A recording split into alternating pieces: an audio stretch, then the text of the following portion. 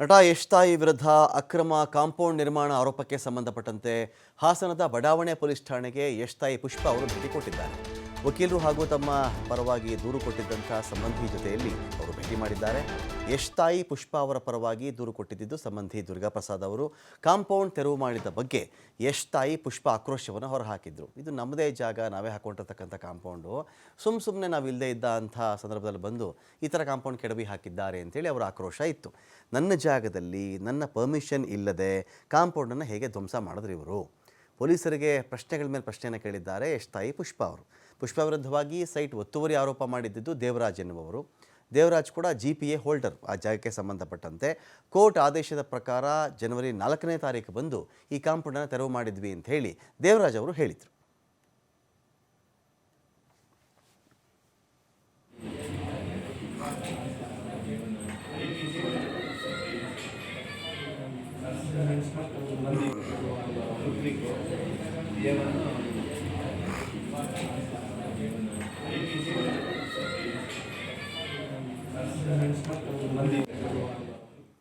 ತಿಳಿಸ್ಕೊಡಕ್ಕೆ ಪ್ರಕಾಶ್, ಯಶ್ ತಾಯಿ ಪುಷ್ಪ ಅವರು ಬಂದ ನಂತರದಲ್ಲಿ ಪೊಲೀಸರಿಗೆ ಏನು ಕೇಳಿದ್ದಾರೆ, ಪೊಲೀಸರು ಏನು ಹೇಳಿದ್ದಾರೆ ವಿಚಾರಕ್ಕೆ ಸಂಬಂಧಪಟ್ಟಂತೆ, ಈ ಜಾಗ ಯಾರಿಗೆ ಸೇರಿದ್ದು ಎನ್ನುವುದ್ರ ಬಗ್ಗೆ ಕ್ಲಾರಿಟಿ ಏನಾದರೂ ಸಿಗ್ತಾ ಇದೆಯಾ ಹೇಗೆ ಅಂತ?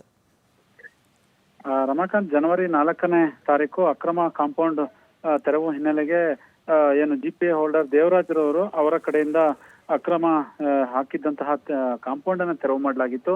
ಅದೇ ವಿಚಾರಕ್ಕೆ ಸಂಬಂಧಪಟ್ಟ ಹಾಗೆ ಯಶ್ ಅವರ ತಾಯಿ ಸಾಕಷ್ಟು ಹೇಳಿಕೆಗಳನ್ನು ಕೂಡ ಕೊಟ್ಟಿದ್ರು. ತದನಂತರದಲ್ಲಿ ಇವತ್ತು ಹಾಸನದ KR ಪುರಂ ಬಡಾವಣೆ ಪೊಲೀಸ್ ಠಾಣೆಗೆ ಯಶ್ ಅವರ ತಾಯಿ ಈಗಾಗಲೇ ಆಗಮಿಸಿರುವಂತದ್ದು. ಆಗಮಿಸಿ ಸ್ಟೇಷನ್ನ ಇನ್ಸ್ಪೆಕ್ಟರ್ ಏನಿದ್ದಾರೆ ರಾಘವೇಂದ್ರ ಪ್ರಕಾಶ್ ರವರ ಜೊತೆ ಒಂದಿಷ್ಟು ಮಾತುಗಳನ್ನ ಕೂಡ ಮಾತನಾಡ್ತಾ ಇರುವಂತ. ಅಂದ್ರೆ ಯಾವ ನೀವು ಏನನ್ನು ನೋಡಿ ಅವರಿಗೆ ಪರ್ಮಿಷನ್ ಕೊಟ್ರಿ, ಯಾಕೆ ಹೊಡಿಲಿಕ್ಕೆ ಪರ್ಮಿಷನ್ ಕೊಟ್ರಿ, ಯಾವ ದಾಖಲೆಯನ್ನು ಕೊಟ್ರಿ ಅನ್ನೋದನ್ನ ಮುಖಾಂತರ ಪೊಲೀಸರಿಗೆ ಒಂದ್ ರೀತಿ ಪ್ರಶ್ನೆಯನ್ನು ಮಾಡುವಂತಹ ಕೆಲಸಕ್ಕೆ ಈಗಾಗಲೇ ಯಶ್ ಅವರ ತಾಯಿ ಪುಷ್ಪರವರು ಮುಂದಾಗಿರ್ತಕ್ಕಂಥದ್ದು. ಅದರ ಜೊತೆಗೆ ದೂರುದಾರ ದುರ್ಗಾಪ್ರಸಾದ್ ಏನಿದ್ದಾರೆ, ದುರ್ಗಾಪ್ರಸಾದ್ ಜೊತೆ ಪೊಲೀಸ್ ಠಾಣೆಗೆ ಈಗಾಗಲೇ ಆಗಮಿಸಿ ಸುಮಾರು 1.5 ಗಂಟೆಗಳ ಕಾಲ ಆಗಿರ್ತಕ್ಕಂಥದ್ದು. ಒಳಗಡೆ ಅವರ ವಕೀಲರು ಕೂಡ ಇದ್ದಾರೆ, ಸುಜಯ್ ಎಂಬ ವಕೀಲರು ಕೂಡ ಇದ್ದಾರೆ, ಜೊತೆಗೆ ದುರ್ಗಾಪ್ರಸಾದ್ ದೂರುದಾರರು ಇದ್ದಾರೆ.